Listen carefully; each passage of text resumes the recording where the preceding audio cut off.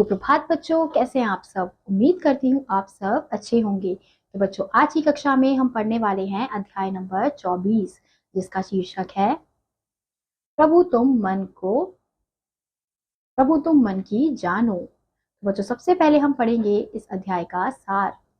अछूत शब्द का प्रयोग करके किसी मंदिर में प्रवेश करने से मना करना आज के संदर्भ में भले ही ठीक नहीं है, परंतु एक समय में यह कुप्रथा प्रचलन में थी। तो बच्चों, इस अध्याय में हमें बताया गया है कि पहले के समय में क्या होता था कि अछूत मानकर लोगों को मंदिर में प्रवेश नहीं करने दिया जाता था। भले ही आज के समय में ये ठीक नहीं माना जाता है, लेकिन पहले के समय में ये बहुत एक कुप्रथा होती थी। उसी आधार पर हमें ये कविता दी गई है।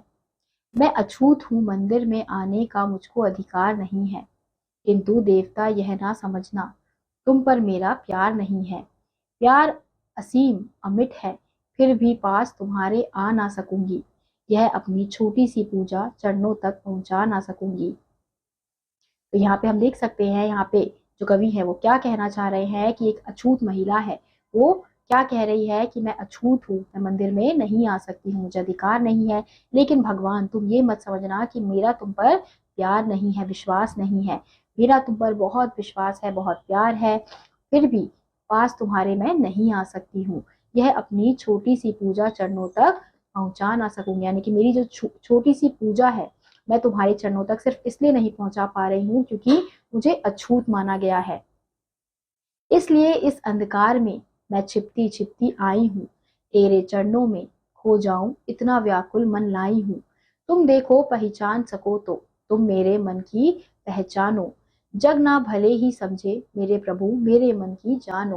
तो यहाँ पे जो कवि है वो क्या कह रही है कि इसलिए इस अंधकार में मैं छिपती छिपती आई हूँ, यानी कि वो इस अंधकार की दुनिया में छिपते छिपते यहाँ पर आई है और तेरे चरणों में खो जाना चाहती है, और इतना व्याकुल उसका मन हो गया है।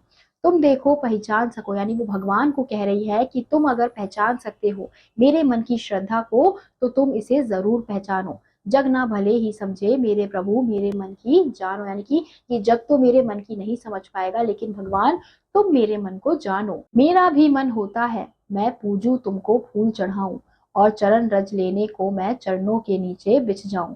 मुझको प्यार मिले जो सबको देव, तुम्हारा प्यार मिला है। तो यहाँ पे वो क्या कह रही हैं कि मेरा भी मन होता है कि मैं पूजूं तुमको, तुम्हारे ऊपर फूल चढ़ाऊं, तुम्हें तुम्हारी पूजा करूं, तुम्हारे चरणों में गिर जाऊं, तुम्हारे चरणों में बिछ जाऊं, और तुमको जो तुम सबको प्यार देते हो वो प्यार मुझे भी मिल पाए। तुम सबके भगवान कहो मंदिर में भेदभाव कैसा, हे मेरे पाषाण पसीजो बोलो क्यों होता ऐसा। मैं गरीबनी किसी तरह से पूजा का सामान जुटाती, बड़ी साथ से तुझे पूजने मंदिर के द्वारे तक आती। कह देता है किंतु पुजारी यह तेरा भगवान नहीं है, दूर कहीं मंदिर अछूत का और दूर भगवान कहीं है। मैं सुनती हूँ जल उठाती हूँ मन में यह विद्रोही ज्वाला, यह कठोरता ईश्वर को भी जिसने टूक टूक कर डाला।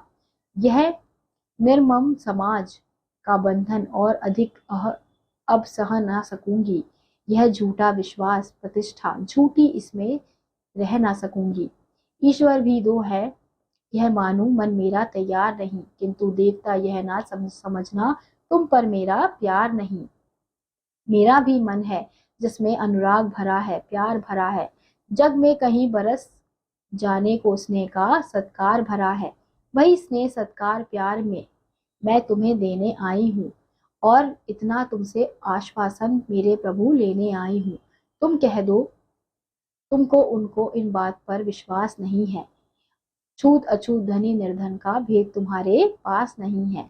तो इस कविता के माध्यम से बच्चों, जो कवि है उन्होंने क्या बताने का प्रयास किया है कि हमें छूत अछूत इस आधार पर किसी को मंदिर जाने के लिए नहीं रोकना चाहिए, क्योंकि जो भगवान होते हैं वो सभी के लिए समान होते हैं। किसी के लिए कोई दो भगवान नहीं होते हैं कि गरीब लोगों के लिए दूसरे भगवान है, अमीर लोगों के लिए दूसरे भगवान है, ऐसा नहीं होता है।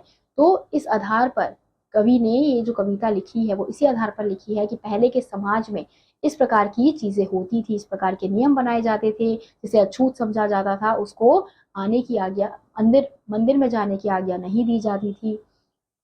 तो इसी आधार पर बच्चे कविता लिखी गई है। तो इसी के साथ आज का यह अध्याय यही समाप्त होता है। उम्मीद करती हूँ आपको यह अध्याय समझ आया होगा। मैं आपसे मिलूंगी अगली कक्षा में, तब तक के लिए आप सभी बच्चे खुश रहिए और पढ़ते रहिए। बाय।